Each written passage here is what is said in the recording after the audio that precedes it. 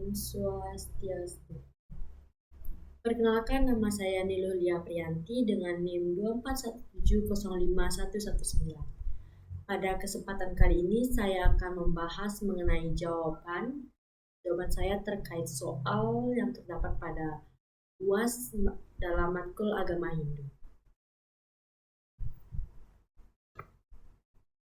Soal yang pertama, jelaskan mengapa tindakan ini merupakan pelanggaran dharma dalam pandangan agama Hindu.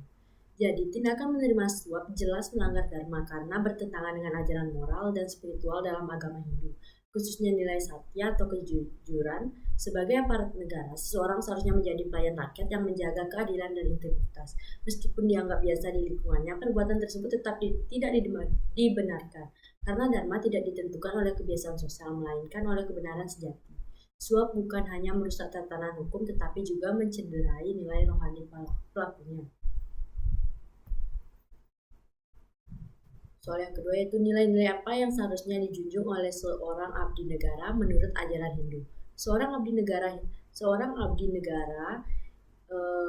yang beragama Hindu seharusnya menjunjung tinggi nilai satya atau jujur, lalu nilai ahimsa atau tidak menyakiti dengan keputusan yang salah. Yang ketiga, daya, yaitu kasih terhadap sesama, serta seva yang berarti pelayanan tanpa pamrih. Dalam konteks tugasnya, pekerjaan harus dilihat sebagai bentuk yatnya, yaitu persembahan suci kepada Tuhan dan masyarakat. Melalui nilai-nilai ini, pegawai negeri dapat bekerja dengan bertanggung jawab dan spiritual. Soal selanjutnya, jelaskan bagaimana konsep karma pala dalam ajaran Hindu menjelaskan konsekuensi dari tindakan madi. Menurut ajaran karma pala, setiap tindakan akan menghasilkan akibat yang setimpal. Perbuatan madi yang menyalahgunakan dana desa walau tidak diketahui orang lain tetap akan menghasilkan karma buruk. Alam dan hukum Tuhan tidak bisa ditipu. Penderitaan mungkin tidak langsung datang, tapi akan muncul sebagai akibat dari pelanggaran terhadap kebenaran dan keadilan.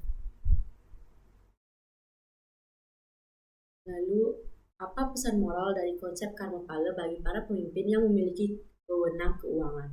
Misalkan pemimpin harus sadar bahwa jabatannya adalah amanah. Karma pala mengikatkan bahwa kekuasaan bukanlah alat memperkaya diri, tetapi sarana untuk melayani masyarakat. Pemimpin yang menyalahgunakan keuangan publik akan menanggung akibatnya baik dalam kehidupan ini maupun setelahnya. Oleh karena itu, kejujuran dan integritas wajib dijaga setiap saat.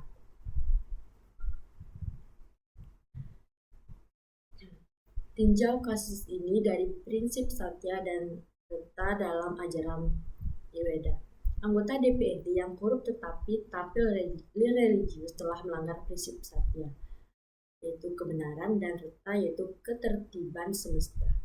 Ucapannya tidak selaras dengan tindakannya. Dalam Weda, keselarasan antara pikiran, perkataan, dan perbuatan adalah dasar dari kehidupan spiritual. Tidak sesuaian itu merupakan bentuk ketidakjujuran spiritual.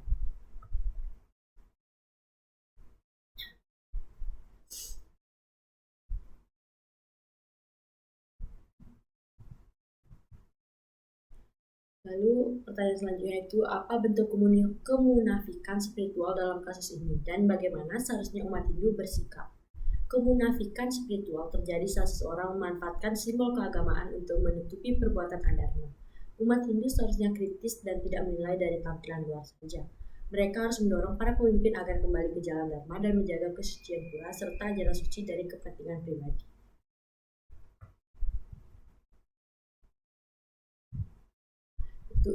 Soal selanjutnya itu tindakan apa yang mencederai yatnya. Dana sumbangan umat adalah bentuk yatnya yang seharusnya dikelola dengan jujur dan penuh pengabdian. Jika dana tersebut diselewengkan, maka kesucian yatnya menjadi tercemar. Perilaku seperti itu mengubah persembahan suci menjadi alat pemuas pribadi yang bertentangan dengan nilai spiritual yatnya.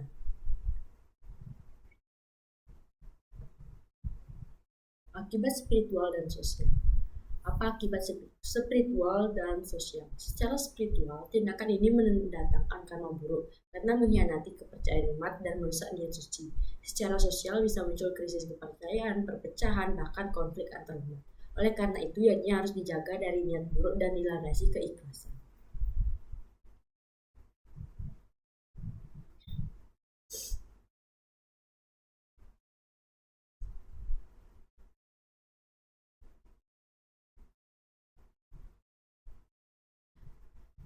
Soal selanjutnya itu penanaman nilai anti korupsi sejak dini.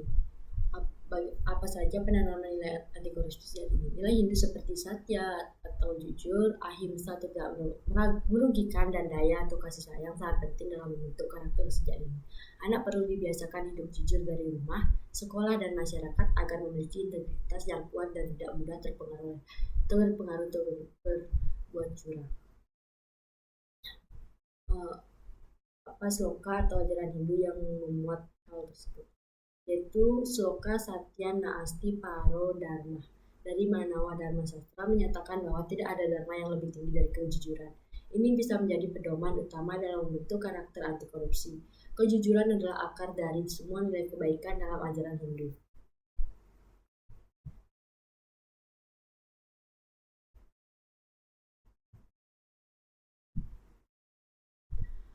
Soal selanjutnya itu apa nilai-nilai ajaran Hindu yang tercermin dalam sikap masyarakat Hindu terhadap umat Muslim pada kasus tersebut. Sikap masyarakat Hindu yang ikut menjaga ketenangan saat Hari Raya Idul Fitri serta toleransi umat Muslim saat Hari Raya Nyepi menunjukkan implementasi ajaran Hindu dalam konteks sosial yang harmonis. Nilai Tattwam Asi yang berarti aku adalah engkau dan engkau adalah aku menjadi fondasi empati dan saling menghormati dalam kehidupan masyarakat. Umat Hindu tidak hanya menghargai keberagaman, tetapi juga melihat keberadaan umat lain sebagai cermin dari dirinya sendiri. Selain itu, konsep Trihita Karana yang menekankan keharmonisan hubungan antara manusia dengan Tuhan, sesama manusia, dan alam juga tercermin dari semangat gotong royong dan kepedulian lintas agama. Inilah bentuk konkret pelaksanaan Dharma dalam kehidupan multikultural yang menunjukkan bahwa ajaran Hindu sangat relevan dalam membangun perdamaian dan toleransi di tengah perbedaan keyakinan.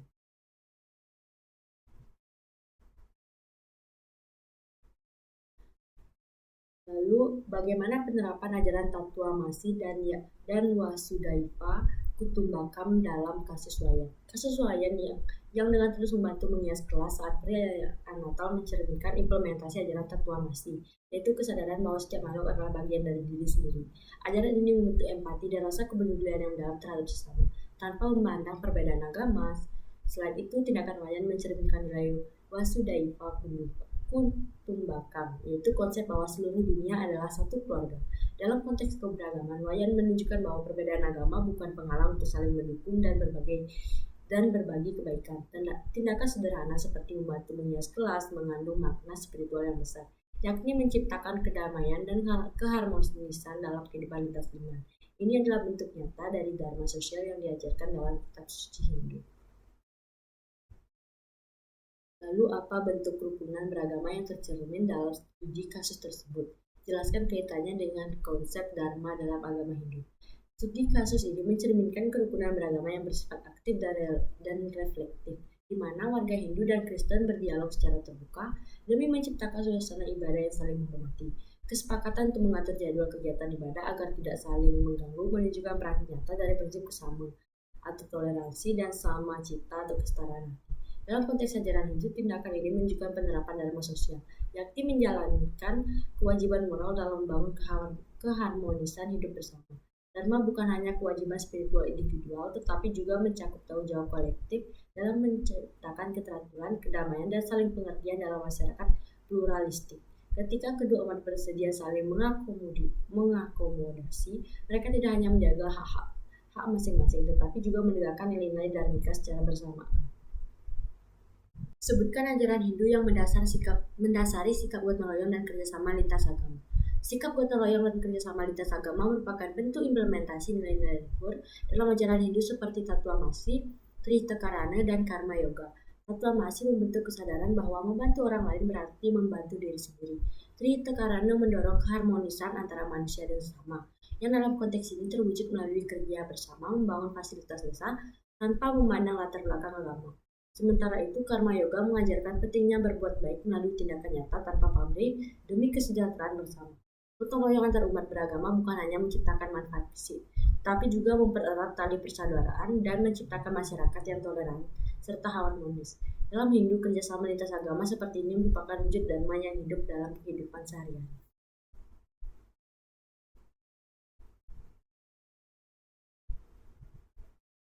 Apa pesan moral yang disampaikan dalam kasus tersebut? Sebutkan sloka Weda atau ajaran Hindu yang relevan. Pesan moral dari kegiatan Dharma Santi antar umat beragama bahwa perbedaan keyakinan seharusnya tidak menjadi sumber perpecahan, tetapi menjadi jembatan menuju kedamaian dan persatuan. Tokoh Hindu yang menyampaikan bahwa agama bukan penghalang melainkan alat untuk mencintai sesama telah menerapkan ajaran yang sangat luhur dari kitab suci. Sloga Rigveda menyatakan ekam satvi wiprah bahudva wadanti, yang berarti kebenaran itu satu, namun para bijak menyebutnya dengan berbagai nama. Ajaran ini menegaskan bahwa semua agama mengarah pada suatu tujuan yang sama, kebaikan dan penyatuan dengan kebenaran ilahi. Oleh karena itu, Dharma Santi adalah momentum untuk menguatkan nilai samanwaya atau keselarasan dan bineka ika, yakni perbedaan dalam persatuan sebagaimana tercermin dalam semangat keberagaman yang saling menghormati. Jelaskan bagaimana Ibu Gusti Ngurah telah menjalankan dharma agama dan dharma negara dalam kehidupan sehari-hari. Ibu Gusti Ngurah merupakan teladan nyata dalam menjalankan agama dan dharma negara secara seimbang. Dharma agama menjalankan melalui rutinitas sembahyang, pemahaman spiritual, dan kedisiplinan dalam menjaga nilai-nilai Hindu. Ia mengintegrasikan praktik religius dengan kehidupan profesionalnya, membentuk diri pribadi yang taat spiritual namun tetap produktif dalam dunia kerja. Sebagai pegawai negeri yang jujur, disiplin, dan bertanggung jawab, ia juga menjalankan dharma negara dengan baik. Keaktifannya dalam kegiatan sosial lintas agama mencerminkan nilai sang satyam eva jayate, itu yang benar pasti menang, di mana ia tidak hanya menjadi pemeluk yang baik, tapi juga warga negara yang berkontribusi untuk keharmonisan sosial. Dalam ajaran Hindu, seorang yang mampu menjalankan swadharma atau kewajiban pribadi dan para dharma atau kewajiban sosial secara seimbang adalah cerminan manusia yang ideal.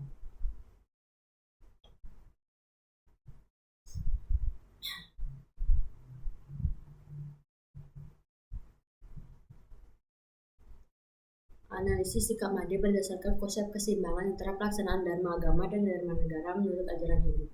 Sikap Made mencerminkan penerapan keseimbangan antara dharma agama dan dharma negara, dua aspek penting yang saling melengkapi dalam kehidupan umat Hindu. Dalam aspek keagamaan, ia aktif mengikuti upacara keagamaan di pura dan menjalankan ibadah secara disiplin. Sementara itu, dalam aspek sosial dan kebangsaan, ia juga mengikuti upacara bendera, rajin belajar, dan aktif dalam kehidupan sosial lintas agama. Hal ini menunjukkan bahwa Made tidak hanya berfokus pada urusan spiritual pribadi, tetapi juga sadar akan pentingnya kontribusi terhadap masyarakat dan negara. Ajaran Hindu sangat menekankan konsep purusa arta, yakni 4 tujuan hidup, yaitu dharma, arta, kama, dan moksa yang harus dijalankan secara seimbang. Made telah menunjukkan bahwa seorang siswa dapat menjadi manusia utuh yang mengabdi pada Tuhan sekaligus berkontribusi pada bangsa. Inilah manifestasi dari Trikaya Parisuddha, yaitu kesucian pikiran, perkataan, dan perbuatan yang dijalankan secara harmonis dalam kehidupan sehari-hari.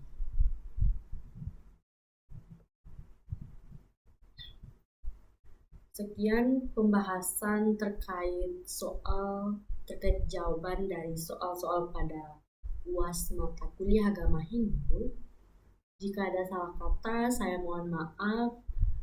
Akhir kata, saya ucapkan terima kasih. Saya tutup dengan Parama Santi. Om Santi Santi Santi.